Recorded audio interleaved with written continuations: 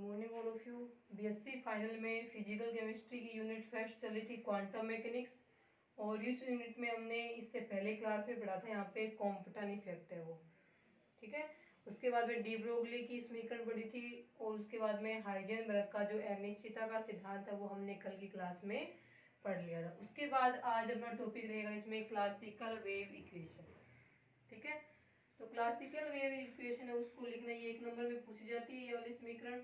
तो इसके अंदर लिखा जाएगा कि जो क्लासिकल मैकेनिक्स है, हिंदी में इसको बोलेंगे हम, इसको चीर सम्मत या ज्यावक्रीय तरंग समीकरण, ज्यावक्रीय तरंग समीकरण, ठीक है। डेरिवेशन नहीं, आपके सिलेबस में सिर्फ ये समीकरण क्या है ये पूछी जाती है। तो इसके लिए लिखा था कि क्लासिकल वेव मैकेनिक्स है, यानी कि जो रूढ़ यांत्रिकी है क्लासिकल मैकेनिक्स है, उसके अनुसार किसी भी तरंग की जो तरंग गति होती है उसको नियंत्रित करने के लिए तरंग समीकरण है वो निम्न प्रकार से लिखी जाती है। तो इसमें क्या लिखा जाएगा कि क्लासिकल मैकेनिक्स के अनुसार किसी भी तरंग की गति को नियंत्रित करने के लिए तरंग समीकरण है वो निम्न प्रकार से लिखी जाती है। वो रहेगी डेल स्क्वायर डी अपॉन में डेल एक्स स्क्वायर प्लस में डेल स्क्वायर सी अपॉन में डेल वाई स्क्वायर प्लस में डेल स्क्वायर डी अपॉन में del Z square is equal to 1 upon में वी स्क्वायर इंटू में डेल स्क्वायर डी अपॉन में del square d, इस प्रकार से लिखी जाती है। तो किसी भी तरंग की तरंग गति को नियंत्रित करने के लिए जो समीकरण दी जाती है क्लासिकल मैकेनिक्स के अनुसार, जो समीकरण दी जाएगी वो निम्न प्रकार से रहेगी, ठीक है। अब इस समीकरण के अनुसार जो डी है वो क्या है, इस समीकरण में जो डी लिखा हुआ है इस वाले समीकरण में वो क्या है, तो डेल टी स्क्वायर, ठीक है। डी रहेगा यहाँ पे डिस्प्लेसमेंट, विस्थापन, किसका विस्थापन, तरंग का विस्थापन। तो डिस्प्लेसमेंट ऑफ वेव, तरंग का विस्थापन, ठीक है। उसके बाद में नेक्स्ट में लिखा जाता है इसके अंदर तरंग के विस्थापन के बाद में ये अक्ष वाई और जेड ये क्या है, कोऑर्डिनेट है, निर्देशांक है, इसके लिए लिखा जाएगा कोऑर्डिनेट्स, ठीक है। और क्या रहेगा इसमें, ये आ गया वी, ये हो जाएगा वेलोसिटी ऑफ ट्रांसमिशन, यानी कि तरंग के संचरण का वेग हो जाएगा, और टी बचा हुआ है वो हो जाएगा यहाँ पे टाइम, ठीक है। टी किसको बदल रहा है, स्मॉल टी टाइम को बदलता है, और कैपिटल टी जहाँ भी लिखा हुआ वो टेम्परेचर को शो करता है। यही है समीकरण में डी है। और एक्स वाई जेड कोऑर्डिनेट निर्देशांक हो गए, ये हो गया तरंग के संचरण का वेग, डी हो गया डिस्प्लेसमेंट, और टी हो गया यहाँ पे टाइम। ये है क्लासिकल मैकेनिक्स के अनुसार किसी भी तरंग की तरंग गति को नियंत्रित करने के लिए जो समीकरण है वो इस प्रकार से दी जाती है। उसके बाद में आता है कि इस समीकरण को सोल्व करने पे हमें प्राप्त क्या होगा। अब देखिए नेक्स्ट में कि इस समीकरण को सोल्व करने पे हमें क्या प्राप्त होगा। ये वाली जो समीकरण है इस समीकरण को सोल्व करने पे क्या प्राप्त होता है, ठीक है।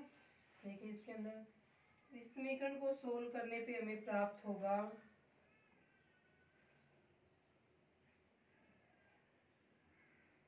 देखें इस समीकरण को सोल्व करने प्राप्त होगा डेल स्क्वायर एक्स अपॉन में डेल एक्स स्क्वायर प्लस में डेल स्क्वायर वाई अपॉन में del x y square plus में डेल स्क्वायर जेड अपॉन में डेल जेड स्क्वायर, ये होगा इसके अंदर, ठीक है। उसके बाद में आएगा प्लस में 4 pi square v square upon में एम स्क्वायर अपॉन में mu square is equal to 0। ये वाली समीकरण हमें इस 1 नंबर समीकरण को सोल्व करने पर प्राप्त होती है, ठीक है। साइन आ जाएगा इसके साथ में वेव फंक्शन के रूप में। तो समीकरण नंबर इसको 1 बोल देंगे। समीकरण नंबर 1 को सोल्व करने पर हमें इस प्रकार से समीकरण नंबर 2 प्राप्त हो जाती है। अब समीकरण नंबर 2 के अंदर देखो आप, ये आपको पता ही है कि म्यू इज इक्वल टू क्या होता है, सी अपॉन में लेमडा होता है। ये लिखा हुआ हमने पहले कि म्यू इज इक्वल टू क्या रहेगा इसमें, सी अपॉन में लेमडा, ठीक है। सी वेलोसिटी है और वी भी किसको बताता है, वेलोसिटी को बताता है। तो सी की जगह हमने वी लिख दिया, तो ये बनेगा वी अपॉन में लेमडा। ठीक है, यदि लेमडा को यहाँ ले जाएं और वी को इसके नीचे ले जाएं तब ये क्या बनेगा, वी अपॉन में म्यू बनेगा। अब यदि इसका स्क्वायर करेंगे तो इन दोनों का भी क्या होगा, ये स्क्वायर होगा। तो इस समीकरण के अंदर देखो ये फ्रीक्वेंसी है, तो वेलोसिटी स्क्वायर अपॉन में frequency square is equal to क्या होता है, लेमडा स्क्वायर होता है। इस समीकरण में हम क्या रख सकते हैं, इसकी जगह लेमडा स्क्वायर है वो रख सकते हैं। सॉरी, ऊपर रहेगा फ्रीक्वेंसी का स्क्वायर और नीचे रहेगा वेलोसिटी का स्क्वायर।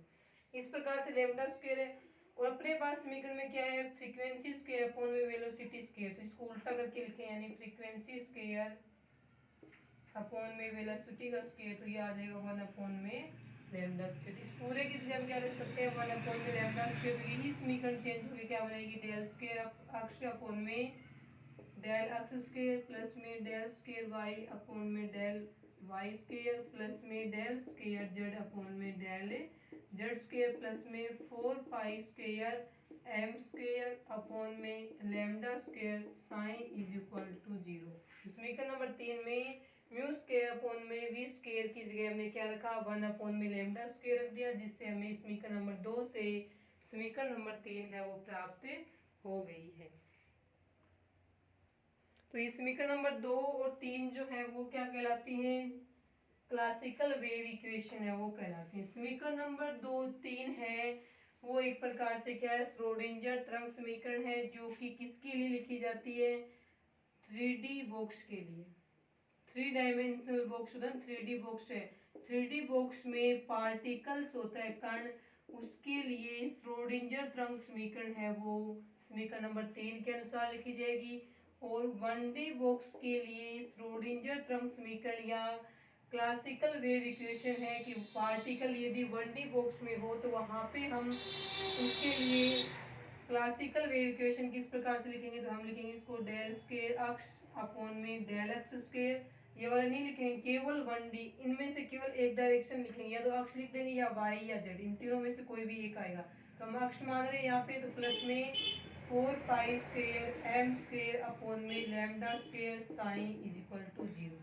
तो समीकरण नंबर 4 है वो 1D बॉक्स में, यानी कि एक विमीय बॉक्स में यदि पार्टिकल प्रेजेंट हो तो उसके लिए क्लासिकल वेव इक्वेशन या श्रोडिंगर तरंग समीकरण है, उस समीकरण नंबर 4 की सहायता से प्रदर्शित की जाती है।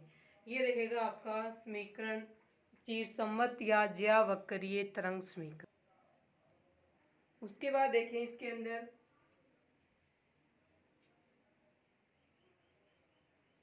इसके बाद नेक्स्ट टॉपिक रहेगा हैमिल्टोनियन ऑपरेटर। नेक्स्ट टॉपिक लिखें हैमिल्टोनियन ऑपरेटर। ठीक है, तो इसमें ये पढ़ना है कि ऑपरेटर क्या होता है। देखें इसके अंदर, तो इसमें आता है कि जो ऑपरेटर होता है, सबसे पहले तो ऑपरेटर को पढ़ेंगे, उसके बाद में पढ़ेंगे हम हैमिल्टोनियन ऑपरेटर। तो ऑपरेटर क्या होता है, तो ऑपरेटर एक, इसके लिए होता है कि ऑपरेटर एक बीजगणितीय पद होता है, बीजगणितीय टर्म या पद है, जो एक फंक्शन या फलन के ऊपर कार्य करती है, क्रिया करती है, और इसको अनोदर फंक्शन में चेंज कर देती है। तो ऑपरेटर जिसको हिंदी में बोला जाएगा संकारक, ऑपरेटर को हिंदी में क्या बोलेंगे, संकारक बोलेंगे। तो इसकी डेफिनेशन में लिखा जाएगा कि ऑपरेटर एक बीजगणितीय पद होता है जो कि एक फंक्शन को, हिंदी में बोलेंगे इसको फलन, जो कि एक फलन को किसी दूसरे फलन में परिवर्तित करने के लिए काम में लिया जाता है या यूज किया जाता है। तो ऑपरेटर क्या होते हैं, ऑपरेटर किसी फंक्शन पे, यहाँ पे लिखा जाएगा ऑपरेटर होता है वो किसी फंक्शन पे कार्य करता है। तो ऑपरेटर फंक्शन के ऊपर कार्य कर रहा है, यहाँ पे फंक्शन को क्या बोलेंगे, ऑपरेंड बोलेंगे, जिसको हिंदी में बोला जाएगा संकार्य। ठीक है, तो ये तो रहेगा हिंदी में संकारक। संकारक है वो संकार्य पे कार्य करता है और उसको किसी अनोदर या किसी दूसरे संकार्य में या दूसरे फंक्शन में, दूसरे फलन में चेंज कर देता है। तो इसमें सेकंड लाइन लिखी जाएगी कि ऑपरेटर किसी फंक्शन, ऑपरेटर जिस फंक्शन पर कार्य करता है या ऑपरेशन करता है, ऑपरेटर संकारक है, वो जब इस फंक्शन को किसी दूसरे फंक्शन में चेंज करता है तो ये प्रोसेस क्या कहलाती है, ऑपरेशन कहलाती है। ठीक है, तो ऑपरेटर है वो किसी फंक्शन के ऊपर ऑपरेशन करके या कार्य करके उसको किसी दूसरे फंक्शन या फलन में परिवर्तित कर देता है। ये लिखी जाएगी इसमें सेकंड लाइन।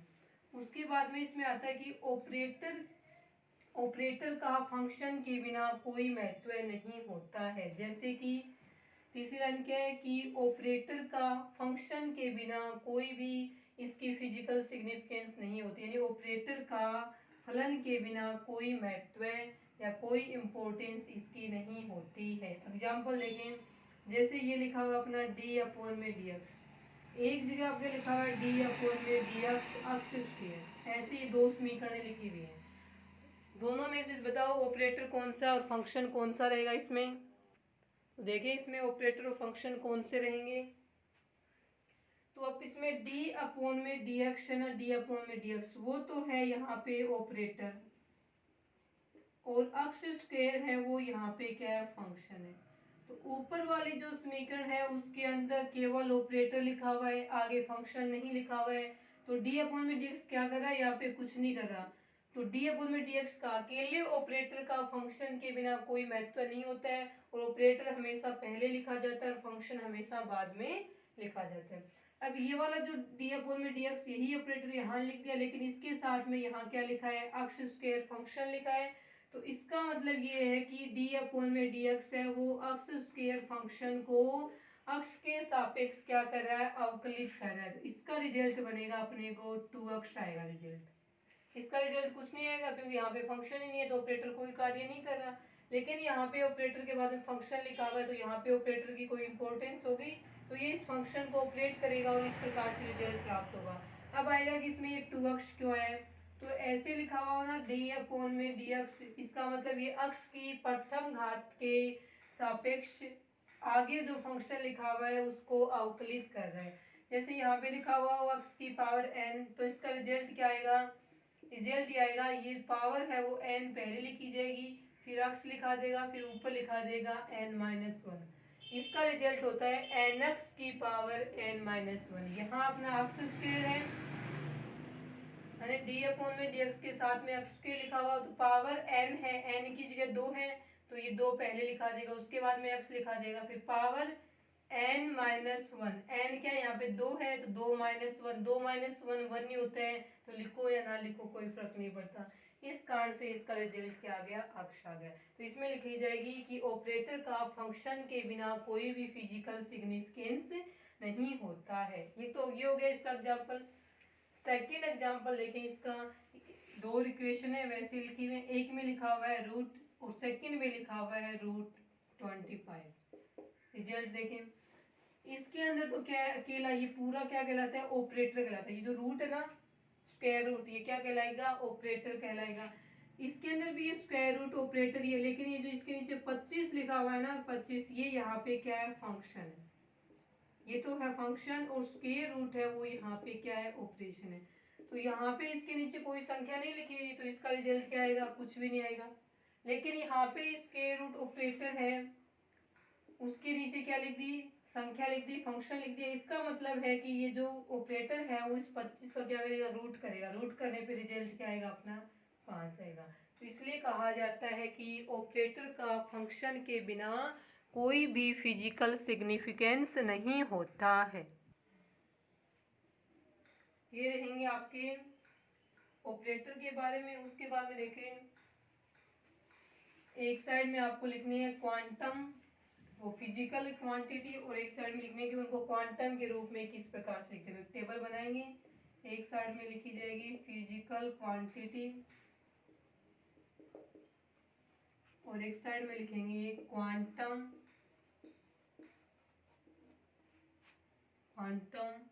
क्वांटिटी, यानी क्वांटम के रूप में उनको किस प्रकार से लिखा जाता है। ठीक है, देखिए इसके अंदर सबसे पहले एक नंबर पे फिजिकल क्वांटिटी रहेगी अपनी पोजीशन, हिंदी में बोला जाएगा इसको स्थिति। पोजीशन अक्स डायरेक्शन में भी हो सकती है, वाई में भी हो सकती है और जेड में भी हो सकती है। तो ये क्या है, इसके मल्टीप्लीकेशन ऑपरेटर है। तो क्वांटम के रूप में केवल सेम यही रहेंगे, केवल इनके ऊपर आपको क्या लिखना है, कैप लगाना है। ठीक है, तो पोजीशन होता है उसको फिजिकल क्वांटिटी है, स्थिति है कि एक्स डायरेक्शन में, वाई एक्सिस पे या जेड एक्सिस पे, उसको क्वांटम में लिखेंगे इन्हीं को पोजीशन को, तब केवल इनके ऊपर क्या लगाया जाएगा, केप है वो लगाया जाता है, बाकी इसमें कोई भी चेंज नहीं करते हैं।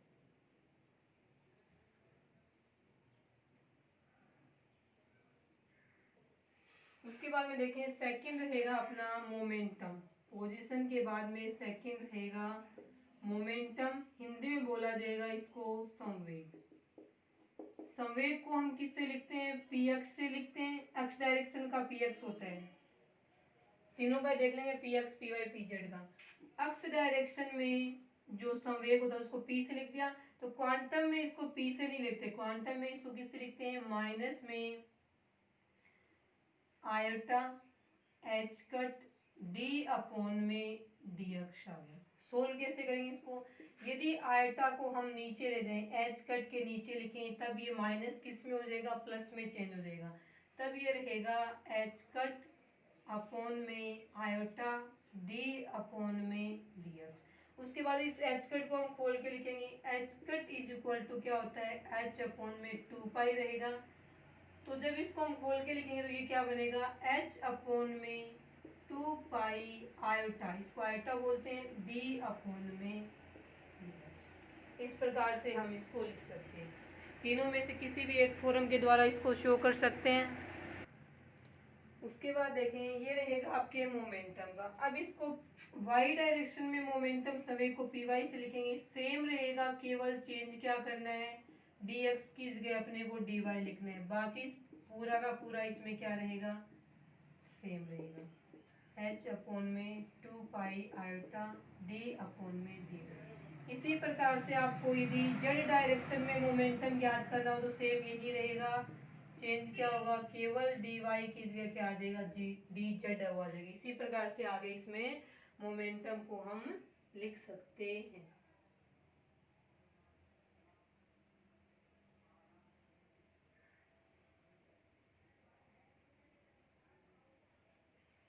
लिख लिया होगा। उसके बाद में 3 नंबर पे आएगी इसमें पोटेंशियल एनर्जी, स्थितिज ऊर्जा। पोटेंशियल एनर्जी, पोटेंशियल एनर्जी होती है, उसको क्वांटम में किस प्रकार से लिखा जाएगा वो देखें। जैसे कि पोटेंशियल एनर्जी है अपनी अक्ष डायरेक्शन में, तो ये भी एक लीनियर क्वांटिटी होती है, तो इसको केवल इसके ऊपर कैप लगाया जाएगा, बाकी सेम रहेगा। इसमें वी जेड को वी जेड कैप से शो कर देंगे। ये रहेगा अपना तीसरा पोटेंशियल एनर्जी यानी स्थितिज ऊर्जा।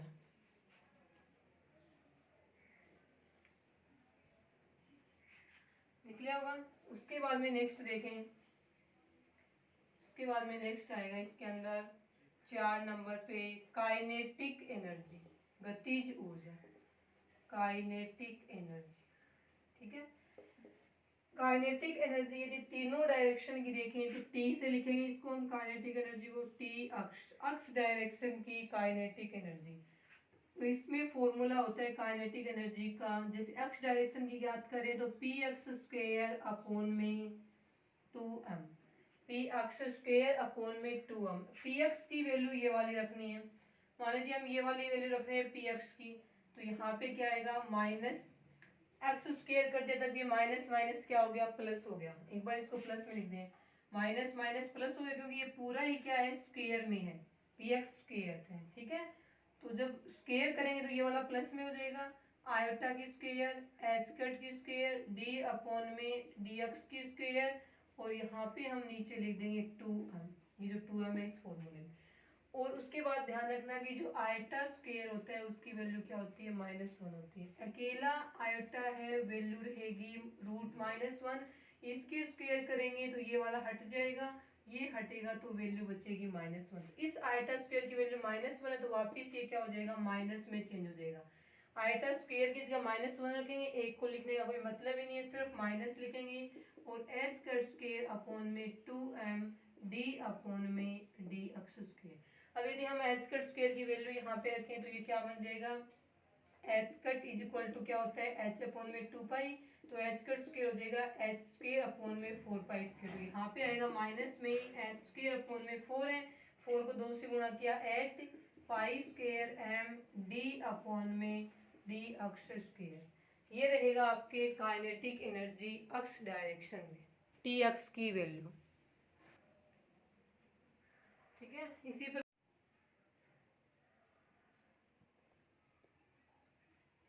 ठीक है, इसी प्रकार से आप इसमें लिखोगे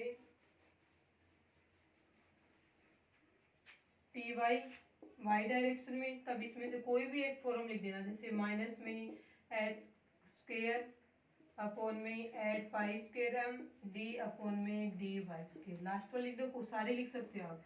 टी जेड हो जाएगा यहाँ पे माइनस में एच स्क्वायर अपॉन में 8 pi square m d upon में डी जेड स्क्वायर। इस प्रकार से लिखी जाएगी इसमें काइनेटिक एनर्जी को।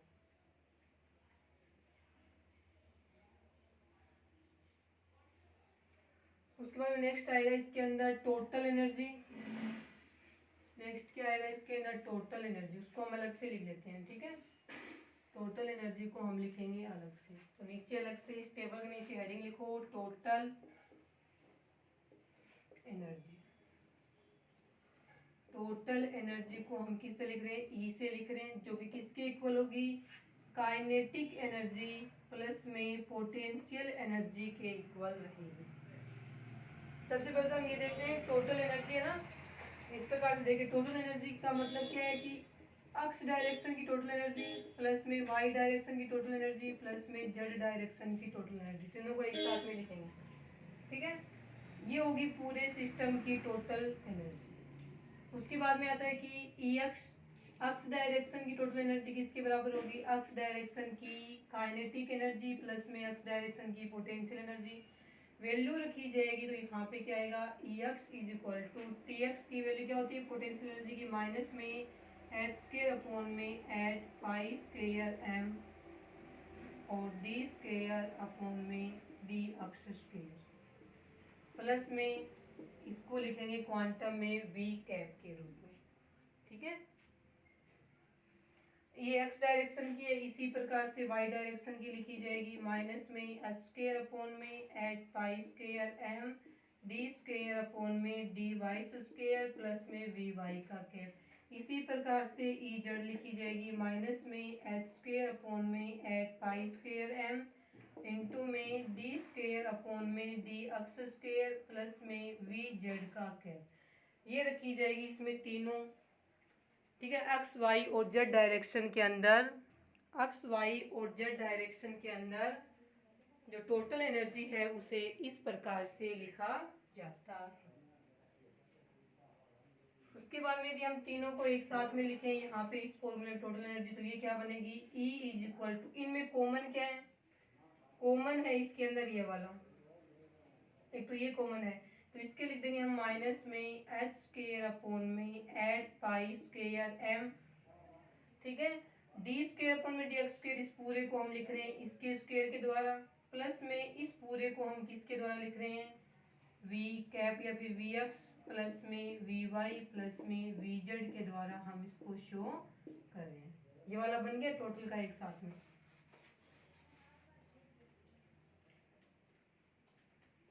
अब इस पूरे को हम क्या लिख दें, कैपिटल वी लिख दें, तब ये रहेगा, तब यहाँ पे आएगा h cap is equal to minus में एच स्क्वायर अपॉन में 8 pi square m delta square del square plus में वी।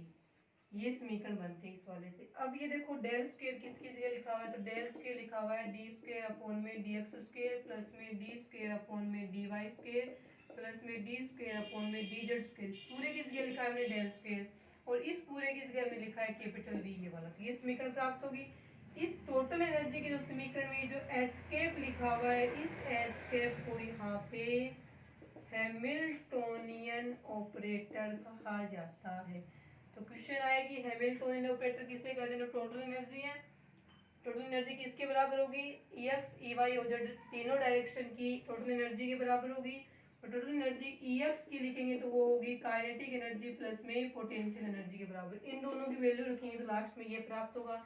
इस पूरे को हम एच कैप, ये जो एनर्जी है यहाँ पे, ये जो एनर्जी ई आई है वो इस एच कैप की क्या रहेगी, बराबर रहेगी। तभी तो हमने ई की जगह एच कैप लिख दिया। और इस समीकरण के अंदर जो हमें एच कैप प्राप्त हुआ है उसे हैमिल्टोनियन ऑपरेटर, हिंदी में बोलेंगे हैमिल्टोनियन संकारक कहा जाता है। ठीक है, तो ये रहेगा आपका हैमिल्टोनियन संकारक, और एच कैप से इसको प्रदर्शित करते हैं। उसके बाद में कल की क्लास में पढ़ेंगे हम इन ऑपरेटर्स की जो फिजिकल प्रॉपर्टीज हैं, भौतिक गुण है, वो पढ़ेंगे। ठीक है, इसके बाद जो ऑपरेटर्स की फिजिकल प्रॉपर्टीज है वो हम पढ़ेंगे कल की क्लास में। आज के लिए इतना ही।